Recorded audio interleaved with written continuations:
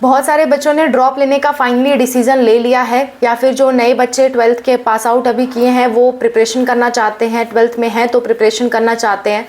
तो आपके लिए जानना बहुत ज़रूरी है कि 12th की एनसीईआरटी में आखिर आपको पढ़ना क्या है, 11th की एनसीईआरटी में क्या पढ़ना है आपको, कौन कौन सा पार्ट डिलीटेड है, कौन कौन से टॉपिक्स डिलीटेड है, कौन सा पूरा चैप्टर ही डिलीटेड है, क्या नई चीज़ें ऐड की गई हैं। सो सब कुछ आज के वीडियो में आपको बताऊंगी। काफ़ी सिलेबस चेंज हो गया है, आप पहले के मुताबिक अब नहीं चल सकते।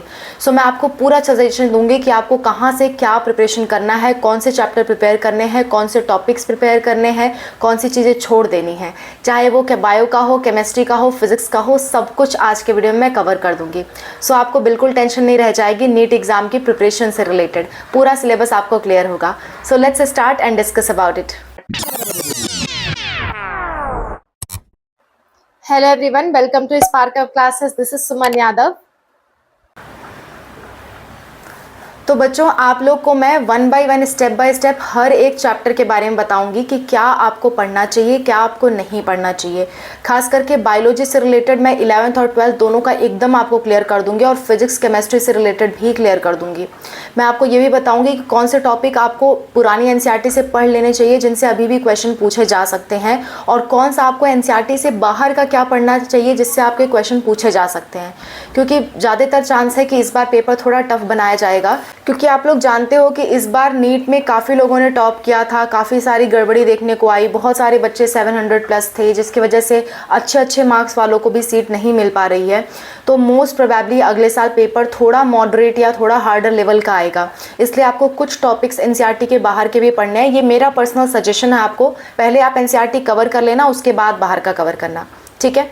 सो चलो वन बाय वन डिस्कस करते हैं। सबसे पहले मैं आपको बता दूं कौन से चैप्टर्स टोटली डिलीट हो गए हैं, जिसको आपको देखना ही नहीं है, छूना ही नहीं है। सबसे पहले 11th की बात करते हैं। 11th में से transport in plants totally delete है, उसमें से आपको कुछ भी नहीं करना है। फिर आपका मिनरल न्यूट्रिशन पूरी तरह से डिलीट है, उसमें से आपको कुछ भी नहीं करना है।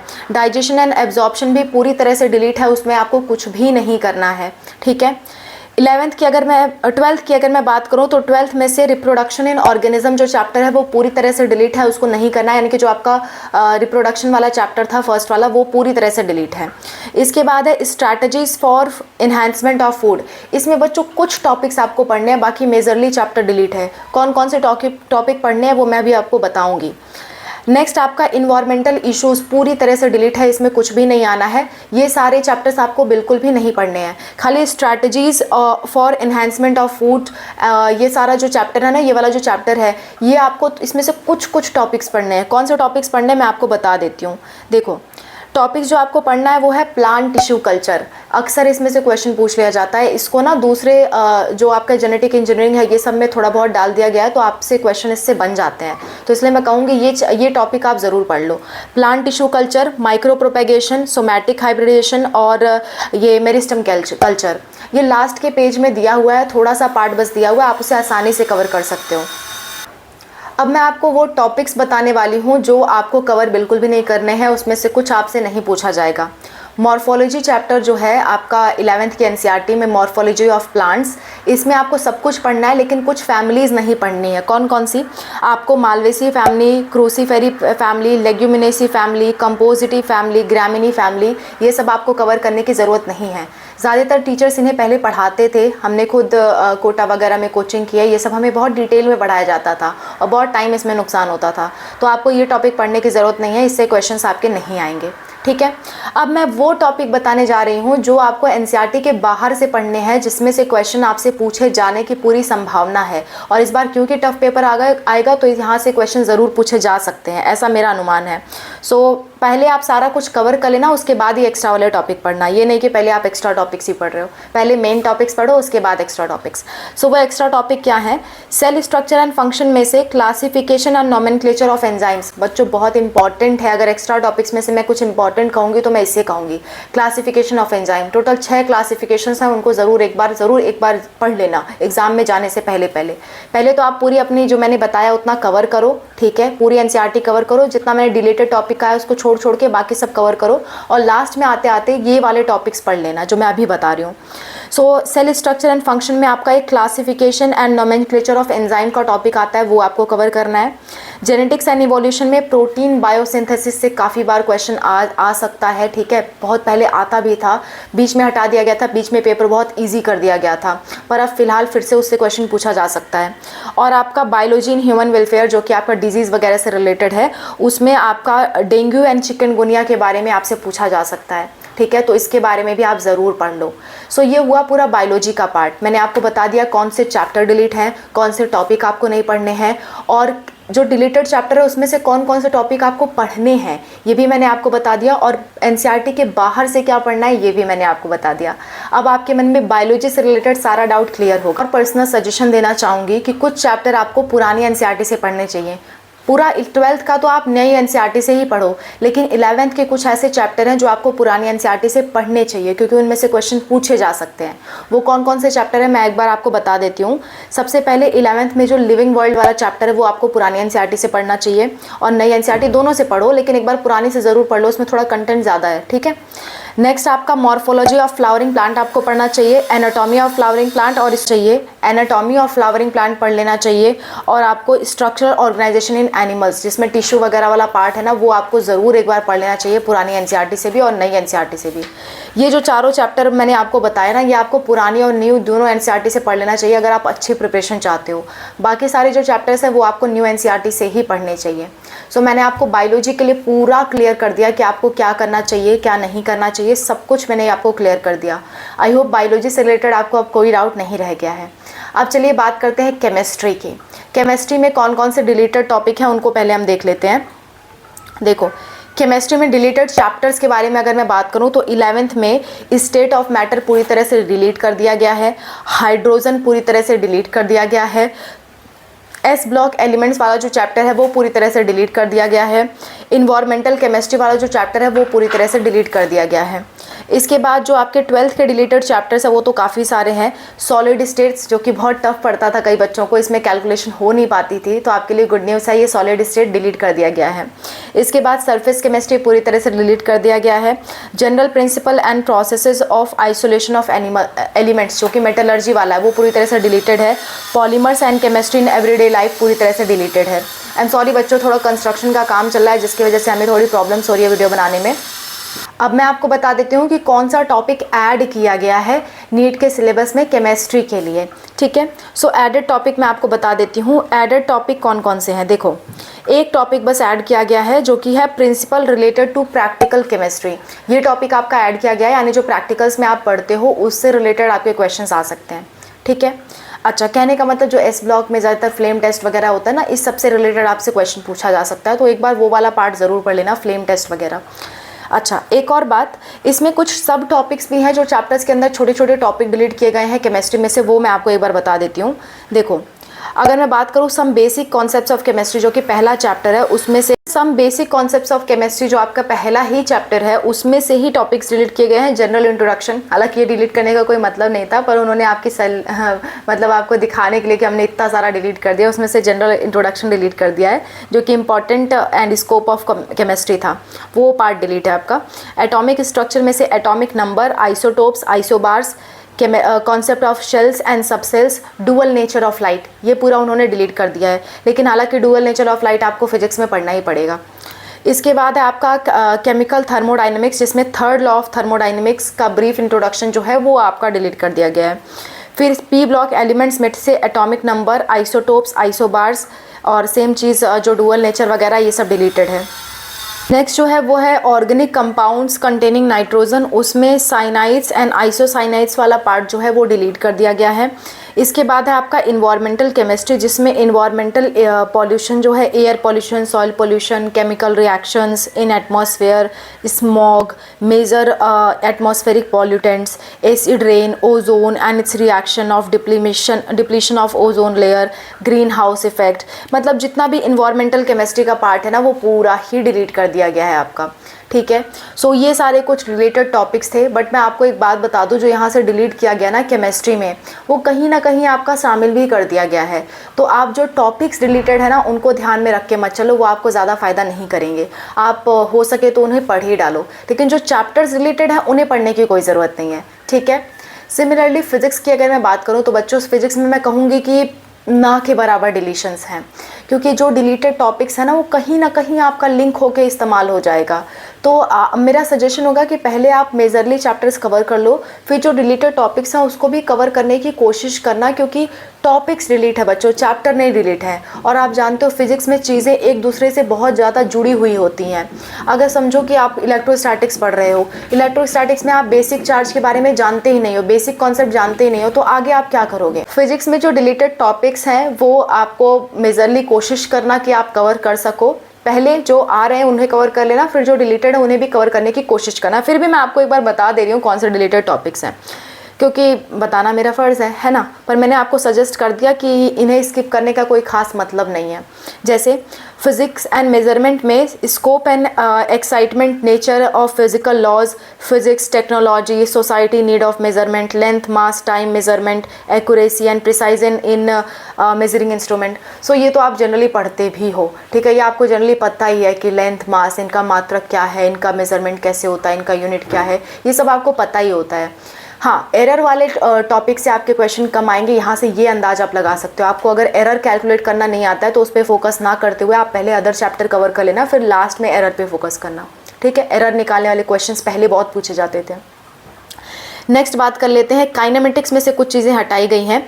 Elementary concepts of differentiation and integration of for describing scalar vector quantities. ये तो बच्चों आपको आता ही है, जनरल मतलब एकदम बेसिक चीज़ है कि स्केलर वेक्टर कौन है कौन नहीं है, ये सब चीज़ तो सबको पता ही होने चाहिए, ठीक है। तो ये हटाया गया, इसके हटाने का कोई खास मतलब नहीं है, पर क्योंकि हटाया गया तो मैं आपको बता रही हूँ। Equality of vectors, multiplication of vectors, ये सब हटाया गया है, पर ये आपका कहीं ना कहीं यूज़ आएगा। सो आई वोंट सजेस्ट कि आप इन्हें ना पढ़ो। नेक्स्ट है आपका properties of solid and liquids. इसमें आपका आप एक तरह से मान लो कि पूरा आपका जो फ्लूइड मैकेनिक्स है वो हटा दिया गया है, जैसे कि shear, modulus of rigidity, Poisson's ratio, elastic energy, Reynolds number, ठीक है, ब्लैक बॉडी रेडिएशंस, ये सारी चीज़ें हटा दी गई हैं। Green house effect, Stefan's law, ये सब हटा दिया गया है फ्लूइड मैकेनिक्स का। थर्मोडाइनमिक्स में हीट इंजन्स एंड रेफ्रिजरेटर्स वाला टॉपिक हटा दिया गया, ये आप बिल्कुल मत पढ़ो, कोई दिक्कत नहीं है। और उसके बाद ऑसिलेशन एंड वेव्स में से ज़्यादातर टॉपिक्स हटा दिए गए हैं, जैसे कि free, forced and damped oscillations, ये सब हटा दिया गया है। रेजोनेंस, डॉपलर्स इफेक्ट, जो भी उसके मेजर पोर्शंस थे वो हटा ही दिए गए हैं। नेक्स्ट आपका इलेक्ट्रोस्टैटिक्स में लगभग सब कुछ हटा दिया गया है। Free charges, bound charges, conductors, one day graph generator, ये सब चीज़ें हटा दी गई हैं। खाली जो स्फेयर्स होते हैं ना, स्फेयर से रिलेटेड क्वेश्चंस आते हैं कि बाहर इलेक्ट्रिक फील्ड है, बाहर कितना इलेक्ट्रिक फील्ड है, पोटेंशियल क्या है, इस पे बेस्ड क्वेश्चंस आते हैं। बाकी जो आपके वान डे ग्राफ जनरेटर वाला टॉपिक है वो बहुत पहले ही हटा दिया गया है। और भी मैं टॉपिक्स आपको बता देती हूँ और क्या क्या हटाए गए हैं। करंट इलेक्ट्रिसिटी में आपका flow of electric charges in metallic conductor, carbon resistors, colour code for carbon resistance, potentiometer principle, application to measure potential difference and for comparing EMF of two cells. इससे बहुत क्वेश्चन पहले आते थे पर अब फिलहाल ये हटा दिया गया है, तो आपके लिए काफ़ी ईजी हो गया है। उसके बाद है measurement of internal resistance of cells, ये सब पहले बहुत क्वेश्चंस पूछे जाते थे, तो करंट इलेक्ट्रिसिटी में भी बहुत पार्ट आपका कम कर दिया गया है, बहुत भार आपका कम कर दिया गया है। सो जो मैं बता रही हूँ इसे पढ़ने की ज़रूरत नहीं है, बाकी जो आपका पोर्शन बचता है उसे आप अच्छे से पढ़ लो। और कुछ टॉपिक इसमें से ऐसे हैं जो रिलेटेड होंगे जिसे आपको पढ़ना ही पड़ेगा। और ज़्यादातर कोचिंग इंस्टीट्यूट वाले या जो भी आप ऑनलाइन लेक्चर देखते हो, कहीं भी पढ़ते हो, तो वहाँ पे आपको लगभग पढ़ाया जाएगा। नेक्स्ट है आपका magnetic effects of current and magnetism. इसमें concept of magnetic field, Oersted's experiment, cyclotron और आपका मैग्नेटिक डाइपोल मोमेंट, ये सब चीज़ें हटा दी गई हैं। इलेक्ट्रिक अर्थ मैग्नेटिज्म वाला पूरा पार्ट आप छोड़ सकते हो। इसके बाद है आपका परमानेंट मैग्नेट्स वाला पार्ट आप छोड़ सकते हो, ठीक है। इसके बाद electromagnetic induction and alternating current में भी टॉपिक हटाए गए हैं। एलसी ऑसिलेशन आपका पूरा हटा दिया गया है। क्वालिटेटिव ट्रीटमेंट हटाया गया है इसमें से। इसके बाद है ऑप्टिक्स में भी आपका बहुत कुछ हटा दिया गया है। Reflection and refraction of plane wave, ठीक है, वेव यूजिंग वेव फ्रंट, जो उसका प्रूफ वाले प्रिंसिपल्स आते हैं वो हटा दिए गए हैं। Scattering experiment of light, blue colour, reddish appearance of sun at sunrise, ये वाले जो कॉन्सेप्ट्स थे वो हटा दिए गए हैं आपके। ऑप्टिकल इंस्ट्रूमेंट्स हटा दिया गया है। Human eye, image formation, correction, eye defects का करेक्शन वगैरह, ये सब पूरा पोर्शन हटा दिया गया है। और आपके माइक्रोस्कोप्स, टेलीस्कोप्स, ये वाले टॉपिक्स हटा दिए गए हैं, मैग्नीफिकेशन पावर्स हटा दिया गया है, ठीक है। ये सब रिमूव्ड टॉपिक्स हैं आपके। नेक्स्ट है laws of motion. Laws of motion में equilibrium of concurrent forces and lubrication, ये टॉपिक हटाया गया है। आप चाहो तो इसे ना पढ़ो, इसका कोई खास यूज़ भी नहीं है, आप इसे ना भी पढ़ो तो भी चलेगा। नेक्स्ट है आपका रोटेशनल मोशन। रोटेशनल मोशन में momentum conservation, centre of mass end of uniform rod, ये बस टॉपिक, छोटा सा टॉपिक है, वो हटाया गया है, तो आप इसे स्किप कर सकते हो, इसका ज़्यादा रिलेशन भी नहीं है। मोमेंटम कंजर्वेशन से रिलेटेड आपके क्वेश्चन पूछे जा सकते हैं, कहीं ना कहीं उसका यूज़ आ जाता है, तो मोमेंटम कंजर्वेशन पढ़ लेना। भले ही आप centre of mass of uniform rod मत पढ़ना, लेकिन मोमेंटम कंजर्वेशन आपके काम आएगा। नेक्स्ट आपका जो ग्रेविटेशन है, ग्रेविटेशन में जियो स्टेशनरी सैटेलाइट हटा दिया गया है, तो आप सैटेलाइट बिल्कुल मत पढ़ो, कोई दिक्कत नहीं है, कहीं इसका रिलेशन भी नहीं है। अब मैं बता देती हूँ कौन से नए टॉपिक ऐड किए गए हैं। कुछ नया टॉपिक ऐड किया गया है इस साल, वो भी मैं आपको क्लियर कर देती हूँ। ग्रेविटेशन में motion of satellite and energy of satellite, ये दोनों ऐड किया गया है। मोशन एंड एनर्जी, जो सैटेलाइट का बेसिक प्रिंसिपल थे वो हटाए गए हैं, पर मोशन और जो एनर्जी ऑफ सैटेलाइट है वो आपका ऐड किया गया है। Properties of solid and liquid में 2 चीज़ें ऐड की गई हैं, Pascal's law and fluid pressure से रिलेटेड चीज़ें ऐड की गई हैं। और आपका काइनेटिक्स थ्योरी ऑफ गैसेस में आरएमएस स्पीड वाले चीज़ ऐड कर दी गई है इस साल। और magnetic effects of current and magnetism में इफेक्ट ऑफ टेम्परेचर ऐड किया गया है। Dual nature of matter radiation में डुअल नेचर के कॉन्सेप्ट्स यहाँ पे ऐड कर दिए गए हैं। जैसा कि मैंने आपको बताया था, ये चीज़ केमिस्ट्री से तो हटाया गया, लेकिन यहाँ पे ऐड कर दिया गया, तो यहाँ पे आपको पढ़ना ही पड़ेगा। सो केमिस्ट्री और फिजिक्स के कुछ ऐसे टॉपिक्स हैं बच्चों जो आपको ओवरऑल पढ़ने ही पड़ेंगे, ठीक है। टॉपिक्स बहुत कम ऐसे हैं जिसे आप छांट सकते हो, जैसे हीट इंजन रेफ्रिजरेटर बिल्कुल ही छांट सकते हो, ठीक है। सो कुछ टॉपिक्स ऐसे हैं जिनको आप बिल्कुल किनारे कर सकते हो, लेकिन कुछ टॉपिक्स ऐसे हैं जो हटाए गए हैं, फिर भी आपको पढ़ने पड़ेंगे क्योंकि चीज़ें रिलेटेड हैं। सो ये आपको समझदारी से चुनना होगा। मैंने सब कुछ आपको बता दिया, अब आप अपने अनुसार जो चीज़ छांटना है इसमें से छांट लो, जो चीज़ अपने आपको पढ़ना ज़रूरी लगता है वो आप पढ़ सकते हो। जितना रिलेटेड टॉपिक था वो मैंने सब आपको बता दिया। So that's all about the video. जो पहले आ रहे हैं कन्फर्म है पहले उसको कवर करना, फिर जो मतलब मैंने बताए हैं उसको छोड़ के बाकी जितने बचते हैं उसको कवर करना, ठीक।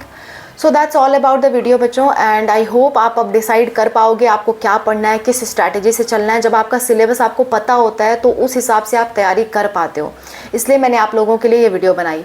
और एनसीईआरटी के लिए, ये नीट के लिए ही नहीं बल्कि जो एनसीईआरटी के बेस पे जितने भी 12th लेवल के 11th लेवल के एग्ज़ाम्स होते हैं उन सब के लिए ये वैलिड है, ठीक है। So that's all about the video. और कोई दिक्कत, कोई परेशानी होती है तो आप कमेंट्स में ज़रूर मेंशन करो। और नीट 2025 के कट ऑफ बच्चों बढ़ने वाली, एक बार ये वीडियो ज़रूर देख लेना, तो आपको किस हिसाब से प्रिपरेशन करनी है वो मैंने इस वीडियो में बता दी है, लिंक आपको लास्ट में मिलेगा। और प्रेजेंट टाइम में अगर आप काउंसलिंग में पार्टिसिपेट कर रहे हो, आपके जो भी मार्क्स आए हुए हैं, आप सोच में पड़े हो कि हमें कौन सी काउंसलिंग में जाना चाहिए, तो उसके लिए मैंने ये वीडियो बना रखी है, ये भी आप देख सकते हो। दोनों ही वीडियो का लिंक आपको लास्ट में मिलेगा। और नीट के से जुड़ी जितने भी अपडेट्स होती हैं वो हम लोग एक प्लेलिस्ट में कंपाइल कर देते हैं। उस प्लेलिस्ट का नाम है नीट यूजी अपडेट्स। उस प्लेलिस्ट का लिंक आपको लास्ट में और डिस्क्रिप्शन में मिल जाएगा। नीट से रिलेटेड हर एक वीडियो हमारी आपको उसी प्लेलिस्ट में मिलेगी, ठीक है। So that's all, thank you so much for watching, wish you all the best for your preparation. अच्छे से तैयारी करो बच्चों, बिल्कुल लापरवाही मत करो। लापरवाही करोगे तो आने वाले समय में आपको प्रॉब्लम हो सकती है। आप देख ही रहे हो कि 600 नंबर लाने वाले बच्चों का कोई ठिकाना नहीं है कि उन्हें MBBS मिल जाए। सो मतलब पढ़ाई में आप बिल्कुल लापरवाही मत करो, अगर आपने ठान लिया है तो करो, ठीक है। So thanks for watching, bye, take care, wish you all the best, God bless you all.